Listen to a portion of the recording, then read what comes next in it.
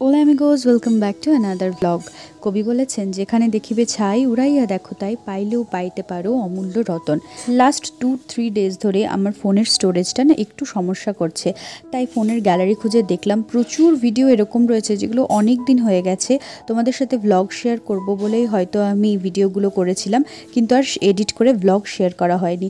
এরকমই বেশ কতগুলো ভিডিও দেখলাম লাস্ট ইয়ার আমার বাড়ির কালী পুজোর। জানি অনেক দিন হয়ে গেছে, কিন্তু তা সত্ত্বেও বাড়ির কালী পুজো যেহেতু মনের একটু ভীষণ কাছের, তার জন্যই তোমাদের সাথে আজকে শেয়ার করলাম।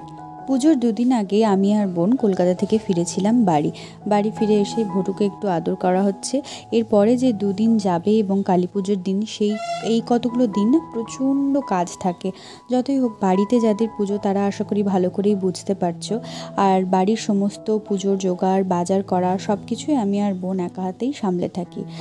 সকাল দিকে একটু বেরিয়েছিলাম বাজারের উদ্দেশ্যে, আর এটা হচ্ছে আমার বাড়ির সামনের ফুটবল গ্রাউন্ড। এটা না দেখতে ভীষণ ভালো লাগছিল।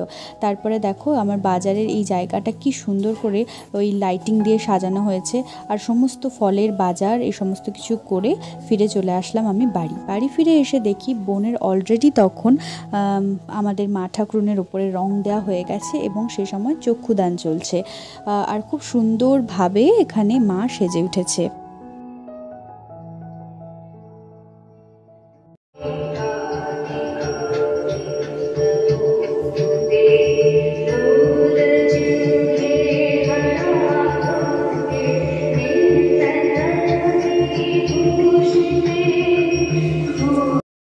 কালী পুজোর 2 দিন আগে মা ঠাকুরনকে গঙ্গা মাটির প্রলেপ দেওয়া হয়ে থাকে।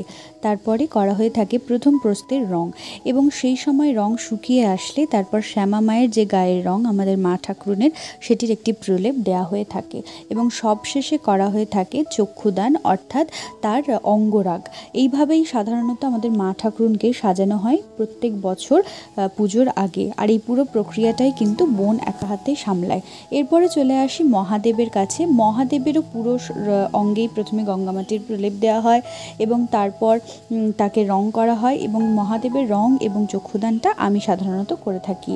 এরপরে যে চুলের কথা আসছে, অর্থাৎ মা কালীর চুল এবং মহাদেবের চুল, এগুলো আমরা প্রত্যেক বছরই ওই ছোট্ট ছোট্ট করে গাছা যেগুলো পাওয়া যায় কিনতে দশকর্মা থেকে, সেখান থেকে কিনে নিয়ে আসি এবং যেখানে যতটুকু প্রয়োজন সেগুলো আমরা সাধারণত অ্যাটাচ করে থাকি।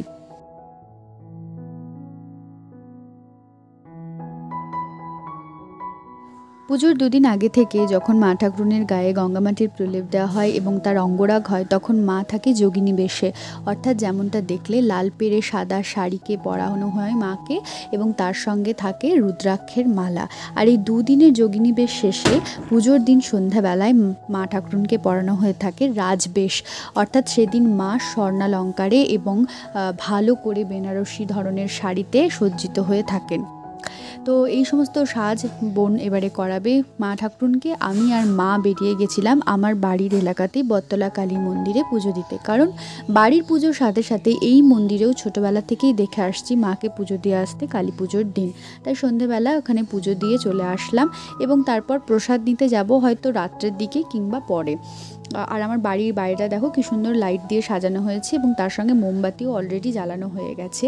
ফিরে এসে মোমবাতিটা টুকটাক করে জ্বালিয়ে নিয়ে দেখি বোন অলরেডি বেনারসি শাড়ি পরিয়ে ফেলেছে। এটা অ্যাকচুয়ালি বেনারসি শাড়ি না, বেনারসি ধরনের শাড়ি। আর আমার বাড়িতে কালী পুজোর দিন বিকালবেলাতে দীপাবলি লক্ষ্মীর পুজো একটু ছোট্ট করে আয়োজন করা হয়ে থাকে। আর আমার বাড়িতে যা কিছু পুজো আচ্ছা হয়, অর্থাৎ কালী পুজো বলো কি লক্ষ্মী পুজো বলো কি দীপাবলি লক্ষ্মী পুজো বলো, সমস্ত কিছুই কিন্তু বাবা নিজের হাতেই এগুলো করে থাকেন।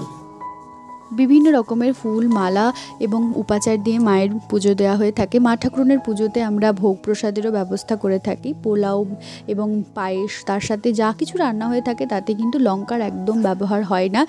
বেশিরভাগ ক্ষেত্রেই চিনির ব্যবহার বা মিষ্টির আধিক্য থেকে থাকে। যতটুকু আমাদের সম্ভব ততটুকু দিয়েই মাকে পুজো দেওয়ার চেষ্টা করে থাকি, যাতে করে মা সকলকে পৃথিবীর শান্তিতে রাখেন, এই কামনাই করি। যেহেতু আমার বাড়িতে নিশি পুজো, সেই কারণে পরের দিন সকালবেলাতে আমি আর মা প্রসাদ বিতরণ করি আমার সারা পাড়া জুড়ে, আর খুব আনন্দে কাটে দিনটা।